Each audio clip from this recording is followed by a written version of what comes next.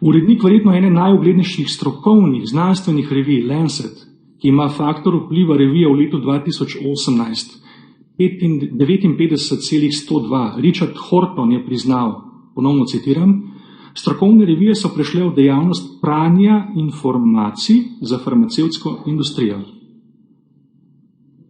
Recimo, revija Epidemiology 1997. V Novi Zelandiji so raziskovalci v raziskavo vključili 1265 otrok in ugotovili, da jih je od tistih, ki so prejeli cepivo proti davici, tetanusu in oslovskemu kašlju ter cepivo proti otroški paralizi, 23% zbolelo za astmo, 30% od njih pa so imeli druge alergije. Otroci, ki niso prejeli teh cepiv, niso imeli epizode astme ali alergijskih bolezni. Iz revije Toxical Environmental Chemicals. Pri dečkih, ki so prejeli cepivo proti hepatitisu B z živim srebrom, so 9-krat pogosteje ugotovili razvojni zaostanek kot pri necepljenih dečkih. Naslednja raziskava iz leta 2014. Kronična utrujenost, kronična bolečina in kognitivne motnje so povezane z aluminijem v cepivih. Otroci cepljeni proti noricam lahko zbolijo za herpes zostrom, ki ga povzroča isti virus, kot so ga dobili s cepivom. Revija Autoimmunity 2005. Cepljenje proti hepatitisu B poveča tveganje za nastanek multiple skleroze in drugih avtoimunih bolezni.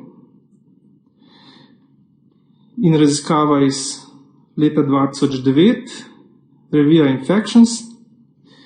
Zdravniki in medicinske sestre v Nemčiji in ZDA odklanjajo cepljenje proti gripi.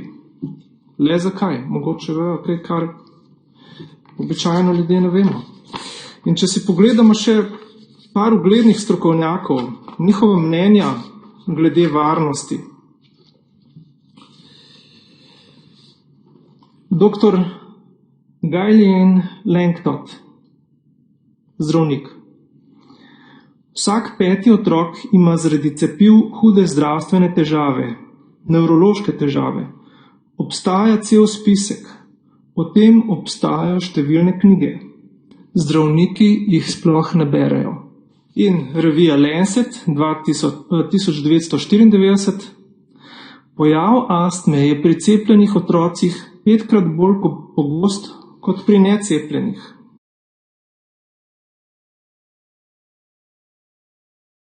Cepljenje je eden najvarnejših medicinskih ukrepov, posegov in tudi dokazano najučinkovitejši preventivni ukrep za preprečevanje nalezljivih bolezni. V bistvu povzemanje posameznih raziskav res ne more biti nek prepričljiv dokaz, da zdravstvena stroka o cepljenju ni enotna. Imamo pa danes tudi nasprotnike tega pristopa, nasprotnike obveznega cepljenja. To so potem, kako smo se pozanimali, ljudje, ki na podlagi lastnih prepričanj, ki niso znanstveno podprto oziroma nismo prepričani, da niso nas prepričali, da je to znanstveno podprto.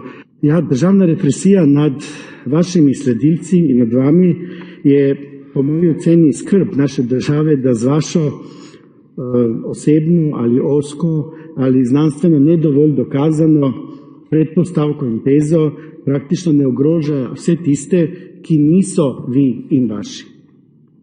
In da dovoli, da vi izvajate represije na celotno populacijo.